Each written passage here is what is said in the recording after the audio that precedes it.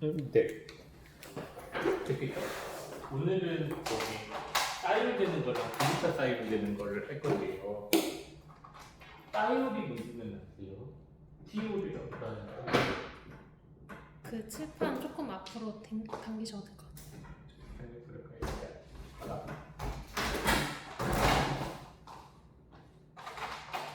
왼쪽을 조금만. 네. 티올이 뭔지 아세요? 티올? 아니요. 티올은 간단하게 말씀드리면 SH입니다. SH. 근데 조금 더 정확하게 얘기하면 S 전자가 있는 상태예요. 왜냐하면 SH 형태는 안정적이잖아요. 그래서 반응을 잘 안 해요. 이 상태일 때 이제 누구에게 전자를 뺏어버리는 거죠. 자기가 받으니까. 이게 어떻게 된 거냐면 주기율표를 볼 때 수, 소, 헬륨 이렇게 있잖아요. 1쪽이고 18쪽이고 수회, 립의 분탄 어쩌고 해가지고 여기 플로르 있고 그 밑에 염소 있고 이 옆에 황이 있고 플로르 옆에 오가 있거든요. 저도 뭐 예전에 외우셨을 건데 저도 잘 뭐 수해립의 분탄 어쩌고 뭐 질소 뭐 이렇게 있을 텐데 저희가 산소를 많이 사용을 하잖아요. 우리 사람의 몸을. 네. 이 산소가 어떤 역할을 하시는지 아세요? 아니요. 산소가 대표적으로 어떤 역할을 하냐면 미토콘드리아가 있잖아요. 세포가 이렇게 있으면 안에 미토콘드리아가 뭐 이렇게 주름져가지고 이렇게 미토콘드리아가 있는데 이 미토콘드리아가 하는 제일 중요한 일 중 하나가 ATP를 만드는 거죠. 근데 이 ATP를 만드는 과정이 이걸 또 확대해서 보면 멤브레인이 이게 아우터 멤브레인이 있고 여기는 셀룰라 사이토플라즘이 되겠죠. 그 다음에 여기 이렇게 이너 멤브레인이 있다면 그 물질들을 막 받아요. 글루코즈 같은 거 이렇게 고농도 에너지를 막 그 저농도에 그 좀 바꾸기 쉬운 형태로 바꾸는 게 대표적으로 NADH랑 FADH가 있죠. 이거 과정으로 바꾸는 게 TCA 사이클. TCA 사이클이라고 하고요. 이 바뀌어 있는 이 물질들이 전자가 흘러가거든요. 컴플렉스 1, 2, 3, 4가 있으면 1에서 3, 2에서 3, 3에서 4 이렇게 전자가 흘러갑니다. 이거를 그래서 전자가 흘러가는 거라고 해서 일렉트론 트랜스포트 체인이라고 해요. 한글로는 전자 전달계, 전자가 전달된다라고 해가지고 이 과정에서 어떤 일이 벌어지는 거냐면 전자를 전달하는 그 힘, 전자가 간단하게 얘기하면 위치 에너지가 있는 거예요. 전자를 높은 데서 낮은 곳으로 뚝 떨어뜨리면서 그 에너지가 프로톤을 이 사이 공간으로 흘러가게 만드는 데 쓰입니다. 여기까지 기억나시죠? 이제 막 대학교. 그래서 여기에 프로톤의 농도가 높아질 거 아니에요. 그럼 이때 여기 구멍 하나 툭 뚫어주면 여기는 프로톤의 농도가 높고 여기는 프로톤의 농도가 낮으니까 우르르 들어가겠죠. 네. 이게 이제 댐 역할. 그래서 이 댐에서 물이 막 흘러나오니까 그걸 이용해서 전기를 만들고 싶으면 여기에 전기 만드는 장치 하나를 만드는 거죠. 그게 뭐다? 여기서 ATP를 만드는 겁니다. 만약에 이 ATP 없이 그냥 흘러가면 그건 다 열로 발산되고요. 실제로 열로 발산시키는 메커니즘도 있어요. 근데 어쨌든 이 과정에서 ATP를 만드는데 이 전자가 이렇게 흘러가잖아요. 그럼 마지막에 전자를 받아줘야 될 애가 필요해요. 걔가 산소인 겁니다. 컴플렉스 4까지 갔어요. 네. 그럼 여기 계속 전자가 쌓여버리면은 계속해서 전자를 받을 수가 없잖아요. 이 마지막 받은 전자를 흘려보내는 게 O2입니다. 그래서 이 O2가 결과적으로 전자 4개를 받으면 2개의 물이 되는 거죠. 여기까지 이해되시죠? 네. 근데 문제가 뭐예요? 전자 4개를 잘 받아서 나오면 아무 문제 없는데 전자를 3개 받고 나왔는데 통 튀어나오고, 두 개 받았는데 통 튀어나오고, 하나밖에 안 받았는데 통 튀어나왔다. 그거가 어떻게 되냐면 O2가 하나 받으면은 슈퍼옥사이드가 되고요. 이거 두 개 받으면 하이드로젠 페록사이드가 되고, 세 개 받으면 하이드록시 라디칼이 돼요. 그 다음에 H2가 되는 건데, 어쨌든 이 중간 단계에 있는 애가 갑자기 톡 튀어나와요. 그러면 지금 얘가 전자를 더 받고 싶어 하는 상태인 거잖아요. 그래서 무슨 일을 하냐? 다른 전자를 원래는 지켜야 하는 애들 것까지 깡패처럼 뺏어버리는 거죠. 다 전자를 뺏어버려요. 그러면은 그 뺏긴 애가 망가지겠죠. 네. 그래서 얘네들을 뭐라고 하냐? 얘네들이 깡패처럼 세포 안에서 말썽을 일으키니까 얘네들을 리액티브 옥시젠 스페시스. 그래서 우리가 약자로 ROS라고 하는 겁니다. 물론 항상 문제만 일으키는 건 아니에요. 얘네들도 어느 정도는 있으면 좋은 역할들을 하는데, 기본적으로 우리가 나쁜 우리 몸을 손상시키는 애다 이렇게 인식을 하고 있으니까 ROS라고 부르고요. 그러면은 이 ROS로부터 우리 몸을 방어하는 게 어떻게 하면 좋을까요? 얘가 지금 전자를 막 갈구하고 있어서 아무거나 뺏는 게 문제잖아요. 그래서 얘를 सब사이드 시켜줄 애가 필요해요. 전자 필요해? 그럼 바로 줄게 하는 애가 필요한데, 근데 그러려면 전자를 또 빠르게 줘야겠죠. 그래서 첫째로 이 ROS를 안정화시키려면 전자를 줄 수 있어야 되고, 두 번째는 빠르게 줄 수 있어야 돼요. 이미 다른 거 뺏어버리고 나서 이제 전자 줄게 그래봐야 얘는 이제 물로 바뀌어가지고 나 이제 필요 없어 이럴 거 아니에요. 그래가지고 대표적으로 전자를 줄 수 있는, 그러면서 리액티브한 물질이 뭐냐? 황인 겁니다. 그 껍질이 하나 더 밑에 있죠. 네. 그러니까 껍질이 하나가 더 많잖아요. 최외각 전자 껍질이 많다는 거는 O2에게 전자를 줄 수 있다는 얘기고, 근데 황이니까 저희 황산 무서운 거 알고 있죠. 굉장히 리액티브하죠. 그래서 빠르게 이 ROS를 석사이드 시킬 수 있어요. 그래서 얘네들을 안티옥시던트에서 되게 많이 볼 수 있어요. 우리가 소위 항산화 물질이라고 하는 물질들 중에서 이 SH를 굉장히 많이 볼 수가 있어요. 황이 O2에게 전자 줄 수 있고 빠르게 줄 수 있으니까. 이거는 좀 곁다리인데 얘도 리액티브하죠. 그래서 얘네도 문제를 일으킬 수는 있어요. 근데 일반적으로는 얘네들은 안티옥시던트로 분류를 합니다. 근데 제 석사 논문은 얘가 세포를 죽인다예요. 원래 석사 논문은 제가 나중에 하고 싶은데 박사님이랑 얘기했는데, 그래서 이 상태일 때 ROS를 좀 안정화시키는 물질로서 항산화 물질도 많이 작용하고, 그 물질들이 보통 대표적으로 뭐가 있냐? 아미노산은 뭐가 있죠? 아미노산 딱 하나 있어요. 요걸 갖고 있는, 황을 갖고 있는 아미노산 두 개가 있는데 메사이오닌이랑 시스테인이 있고요. 근데 메사이오닌은 ACH가 아니에요. 황을 갖고는 있는데 이렇게 고리로 황이 그 안에 그냥 묶여 있어요. 그래서 황이 바로 리액티브 할 수 있는 상태는 아니고, 시스테인이 대표적으로 그렇게 있습니다. 시스테인이 C가 있고, 보통 H 있고, 카르복실이 있고, COOH, 그 다음에 여기 아민이 있고, 여기에서 SH, 죄송해요, CSH, 3탄소짜리거든요. 네, 탄소가 3개짜리 SH 붙은 요게 이제 시스테인이 돼요. 시스테인이 되는데,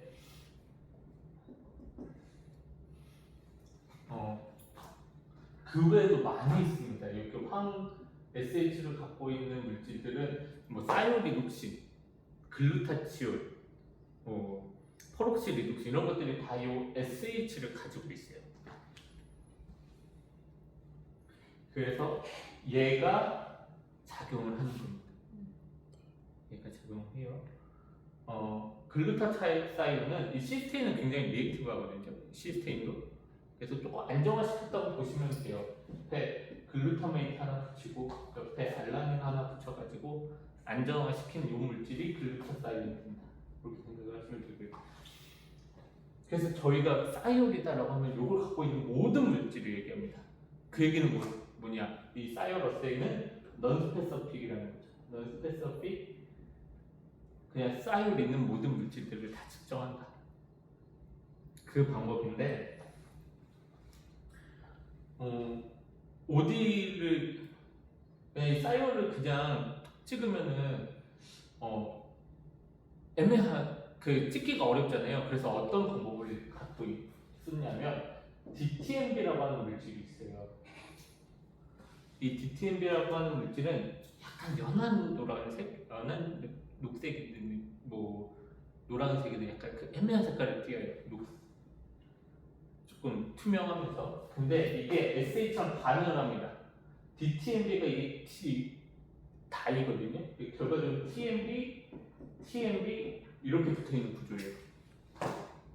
근데 이 SH가 요 브레이크를 딱 끊어버리면서 TMB 이렇게 SH 이렇게 구조로 바뀌게 만드는 거죠. 근데 얘가 굉장히 노란색입니다. 색이 굉장히 진해요. 그 옅은 농도에도 굉장히 노란색이 강하다는 뜻이죠. 그럼 뭘 하기가 좋죠? 측정. 네, OD 찍기가 좋죠. 민감하다는 얘기입니다. OD 찍기가 굉장히 좋습니다.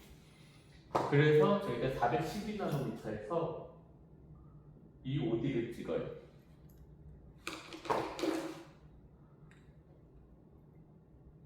이게 사이올어세이입니다. 심플하죠.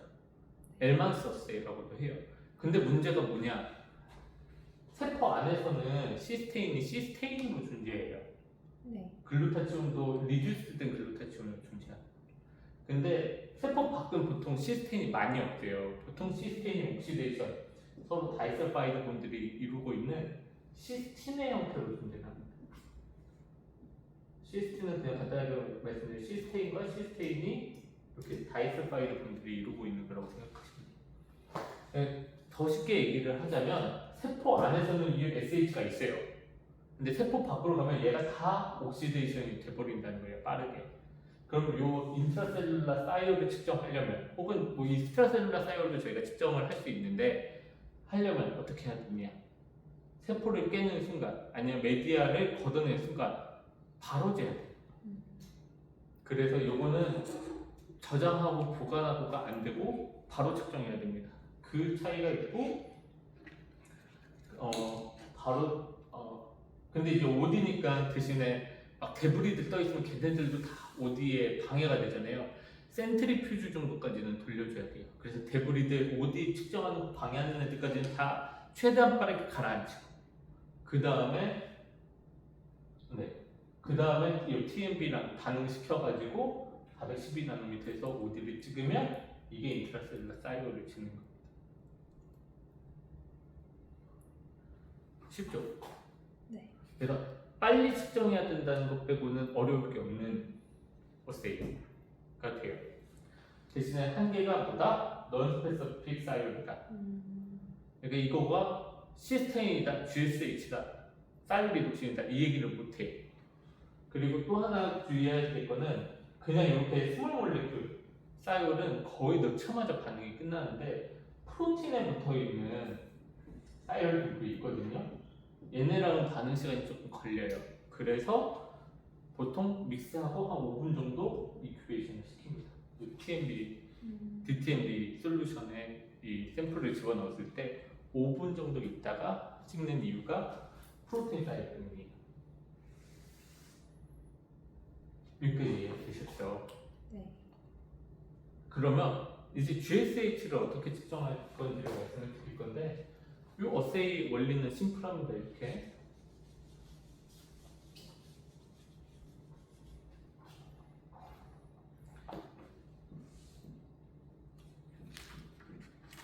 그럼 이제 GSH를 어떻게 찍을 거냐? 저번에 LDH 어세이랑 똑같은 원리입니다. GSH가 DTMB랑 반응을 해가지고 두 개의 TMB를 만들 거 아니에요? 뭐 GSH 여러 개 가능할 겁니다. GSH 여러 개 TMP.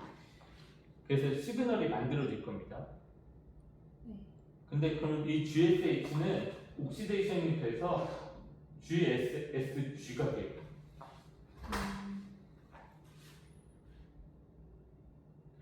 그러면 요거는 이제 얘랑 반응을 못 하겠죠. 네. 근데 얘를 리사이클링을 해서 GSH를 만드는 엔자임이 있습니다. 이거 우리 몸에도 있어요. 그게 옥시데이션 된 GSH를 다시 GSH 리덕션 시킨다고 해가지고 글루타사이온 리덕테이즈라고 불러요. 그리고 그러면 얘한테 엔자임은 엔자임이고 얘한테 전자를 줄 애가 필요하잖아요. 그 전자가 보통 NADPH가 됩니다. 여기까지 이해되셨나요? 그러면은 만약에 NADPH라는 글루타사이온 리덕테이즈를 엄청 많이 줬어요. 엄청 많이 줬다고 우리가 가정을 해봅시다. 그러면 요 GSH의 레벨이 일정하게 계속 유지되겠죠. 네. 네, 요걸로 바뀌는 족족 이렇게 바뀔 거니까 우리가 그거를 이용하는 겁니다. 그럼 GSH가 만약에 30 마이크로몰로 유지가 됐다고 해봅시다.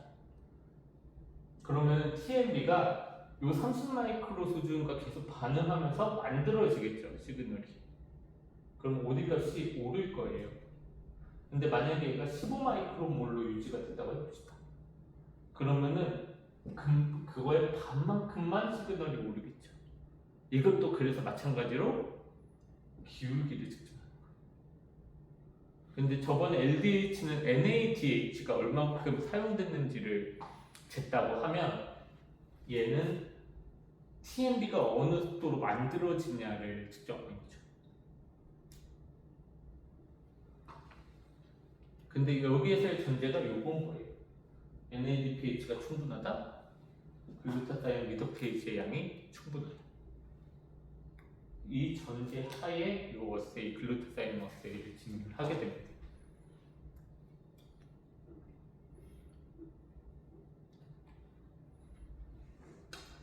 그러면은 요게 엔자임, 결과적으로 키네틱스를 재는 거니까 얘는 다른 사이언들도 있을 거 아니에요. 네. 걔네들이 여기 측정에서는 안 보이게 되죠. 물론 첫 OD 값이 만약에 다른 뭐 시스테인이 많다거나 사이온 리독션이 많다고 하면 첫 OD 값 자체는 많은 쪽에서 높아질 수 있어요. 근데 우리는 지금 이 첫 OD 값을 측정하는 게 아니라 여기서 시작됐든 여기서 시작됐든 그 기울기를 측정하는 거니까 글루타사이온 리덕테이지와 반응을 하지 않는 사이올은 반응을 안 해요.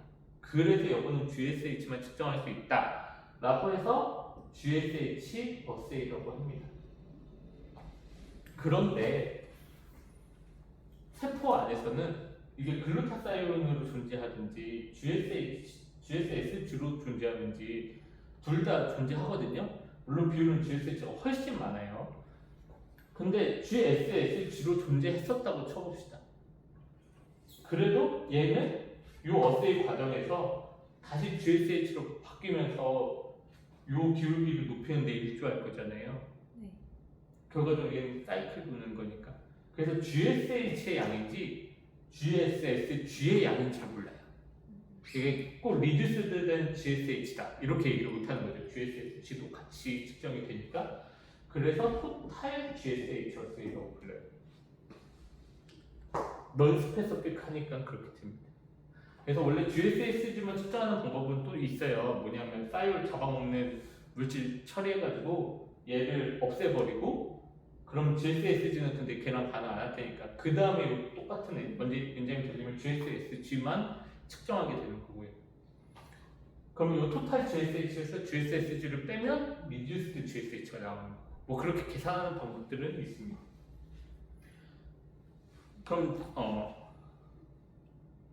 원리는 이렇게 심플하고요. 사이올 같은 경우에는 바로 그냥 측정하면 되니까 그냥 셀 라이시스 한 다음에 바로 센트리퓨즈 돌려서 데브리드 가라앉히고 요 리액션 시키면 돼요. 그리고 프로틴 어세이에서 교정하면 돼요. 네. 근데 GSH는 엔자임이다 보니까 맞춰야 될 게 좀 많아요. 그리고 프로틴들이 좀 이 어세이를 방해를 좀 하거든요. 그래서 프로틴을 보통 가라앉힙니다. 그래서 셀프랩하는 과정이 좀 달라요. 얘는. 네. 그래서 엑시드를 처리해버려요. 엑시드 처리하면은 단백질들이 싹 가라앉거든요. 엑시드들을 처리하면 단백질들이 싹 가라앉고, 네, 데브리먼트도 이런 거. 그 다음에 이 스포넌템을 따서 얘로 GSH를 측정하면 되는데, 얘는 근데 왜 보관이 되냐? GSH는 제가 내일체도 된다고 그랬잖아요. 그게 엑시드를 처리해서 그렇습니다. 엑시드를 처리하면 S가 보통 요 상태 비율이 확 낮아지고 요 상태로 저장이 돼요. 근데 요 상태는 리액션이 거의 없다 그랬죠. 그러니까 원래 이 비율이 뭐 원래 100대 1이었다. 그러면 리액션이 100개 중에 하나 얘가 되면 얘가 리액션이 이렇게 얘가 리액션이 이렇게 할 텐데 뭐 pH를 3 정도 따졌다. 그러면 이제 뭐 10만 대 1 이렇게 되거든요.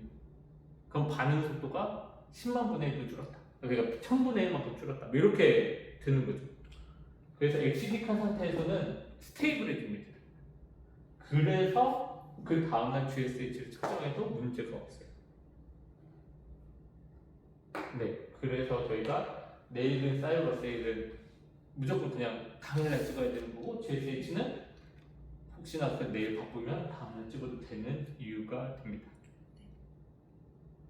그리고 엔자임 어세니까 나머지 똑같아요. 뭐가 똑같냐? 온도 맞춰줘야 되고 pH 맞춰줘야 되고 이거는 똑같습니다.